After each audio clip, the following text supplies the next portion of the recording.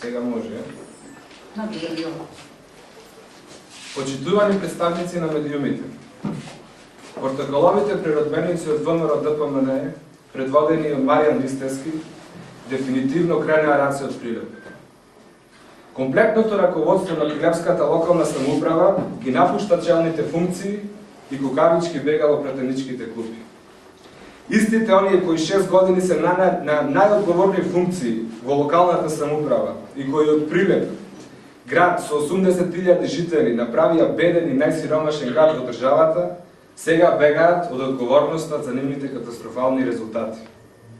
Господине Ристевски, располагате со рекорден буџет од 16 милиони евра, а единствено успеавте да направите неколку парчиња во градот, а не успеавте ништо да направите да ја намалите рекордната сиромаштија и да ја намалите невработеноста во Прилеп.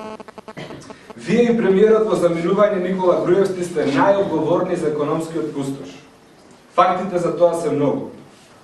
Во последните 6 години во Прилеп нема отворено ниту еден производствен капацитет, ниту една фабрика, нема ниту една странска инвестиција. Џабе имаме министер за привлекување на странски инвестиции кој од Прилеп.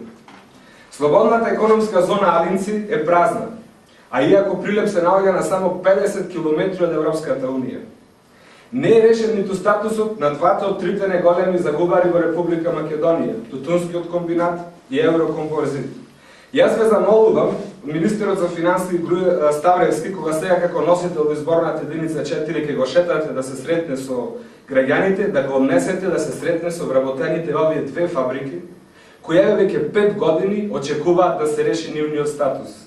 Кога тие очекувања се од владата, вие ги немате исполнето. Прилеп е можеби единствен град во државата, а си можеби и пошироко, каде нема ниту еден градежен кран за некој објект во изградба. Едноставно објекти во градба во Прилеп нема. Градежништвото во Прилеп изумре. Најголеми работодавци во Прилеп се општината и јавните комунални предпријатија, кои вие ги пренатрупавте со партиски војници, а со тоа ја подривате нивната финансиска стабилност. Иако предходната влада на СДСМ ви ја додели новата касарна, таму имавте можности многу едноставно да ја пренамените да биде индустријска зона, но вие наместо да ги развивате тие малкуте економски потенцијали кои што овој град ги има, одлучивте касарната да му ја вратите на Груевски. И сакам да ве прашам како е можно најголемите тендери кои ги објавува единицата на локална самоуправа, односно општината во Прилеп, да ги добиваат само неколку фирми кои се блиски до вашата партија. Господине Маријан Ристевски, дали ваквиот економски пустош ве приморува да избегате во пратеничките клупи?